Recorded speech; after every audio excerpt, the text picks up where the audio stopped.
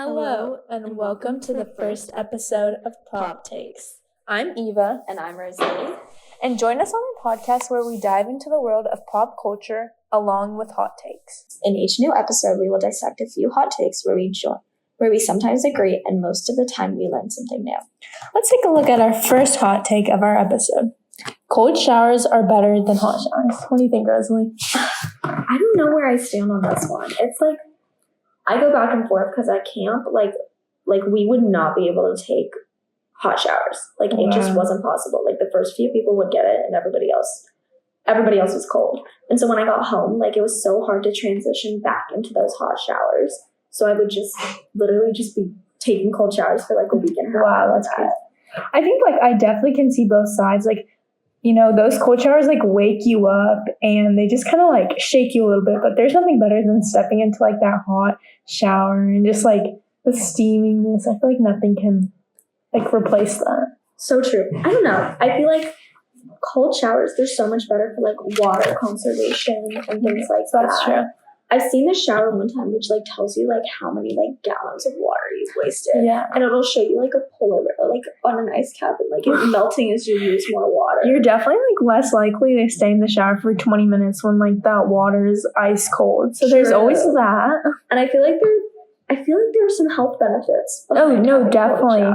I know it can like help your heart, like your blood pressure, heart rate, wake you up in the morning, metabolism. Like, it definitely has some serious health benefits. Yeah.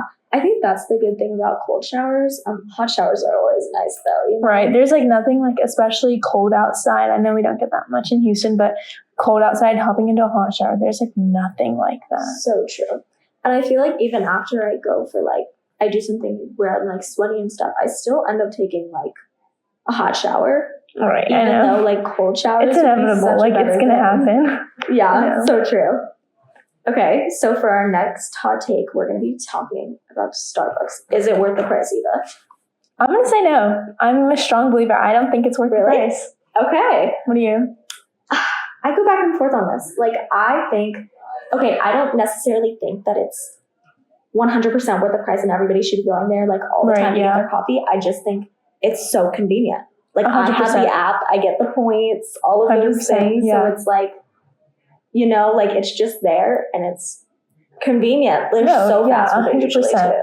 There's Starbucks everywhere you go. Any place you go, there's a Starbucks there, which I think the convenience is like super good. But I also like don't love coffee. So for me, like I'd rather have some cool tea, drink, smoothie. So I think that's where I'm coming from. Okay, so true. I think I really like coffee, like, but at the same time, sometimes it'll make my stomach hurt. You know, I think it's just like about just the right amount.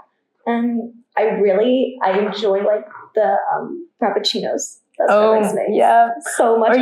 Yes. But like I feel like Starbucks is so much more than Starbucks. You see like those frappuccinos in like Kroger, HEB, like the ones that you can make yourself. So it's like kind of become this like whole thing. You don't even need to go to Starbucks to get your Starbucks coffee. Exactly. You can go to like a Randall's. Right. A Target, I know. Like, that's and it's crazy. There. Like the Starbucks owner is like the richest person on earth. That's crazy. Literally, like that was like such a good idea. Whoever that was. Crazy. But I also love their refreshers. Oh, their refreshers are so good. Like that's probably my favorite thing from Starbucks, and that's kind of why I'm like, it's not worth the price. But I think the refreshers are pretty reasonable price. Yeah. Did you try the summer one? Which one was? I had like the mango dragon fruit. And yeah, those were all over literally everything. I wanted to try those so bad. It was so good. Oh, I loved it. It was so good. I'm so excited for what they come up with next year. I feel like they're always coming up with something new. Definitely. I think like you're kind of like shifting me a little bit because I think there's so much more than just like the coffee. It's like the new list that comes out, like all like they added like boba to their drink, so they're just like top tier, like everything. Exactly. I feel like I love the just different seasonal shifts. I feel like it really gets people because even though we're in Houston and it's so hot, just saying that there's that pumpkin spice latte, right? I know, and then the peppermint mocha or whatever comes after that. Like just seeing that shift between seasons is so helpful. It's a staple. Like pumpkin spice season, it means we've reached fall. Like it doesn't really matter the weather, the time. If that's out, like you know that we've reached fall. Honestly, though, it's so funny to me. Honestly, though, okay. So is Starbucks worth the price, Eva? I think you swayed me. I think I'm gonna say yes. Okay. I think it's like more the environment. This like you go to Starbucks with friends, do work, like. Yeah. Wow. I love it. You swayed me. Oh, wow. It's crazy.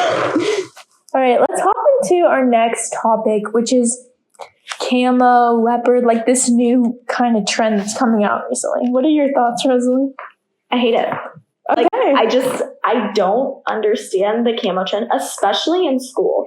Like, we're not, like, trying to, like, what are you trying to blend in with? Like, I know people put their AirPods in, trying to, like, hide from the teachers. I'm like, camo's not going to help you with that. That's so funny. I think I'm not a hater. Really? I think that it's cute. I think, I wouldn't go for the all camo outfit, but I think, like, the camo pants with a solid shirt is, like, super cute. I think it's the move. I think same with leopard. Like, I wouldn't go all out, but I think the little specks here and there, like, some camo with the neutral top. Okay. So I have this, like, athletic wear, like, this athletic camo shirt, which I do enjoy, but, like, like, just, like, the plain, like, camo that, like, people would wear when they're hunting and stuff, or, like, other things. Like, I don't personally get it. Like, I just don't understand the appeal, especially for school. Definitely. I think also the camo, I'm thinking, is more, like, of, like, the trendy camo, not really what you're wearing when you're, like, physically trying to hide with the bushes. So I think that's kind of, like, where I'm at. It's, like, more of, like, that, that mesh kind of look. So true. And although I do agree that it can go very nicely with some solid, some solid pants or some solid shirts. I know. I think there's, like, so many sides to it. And I think it's just, like, that thing, it's going to come in and then it's going to leave in, like, a few months. Yeah. We're going to be like, why did we do this? Yeah, seriously. It's going to be one of those trends where you look back and you're like, what was I doing at this time? I know. It's crazy.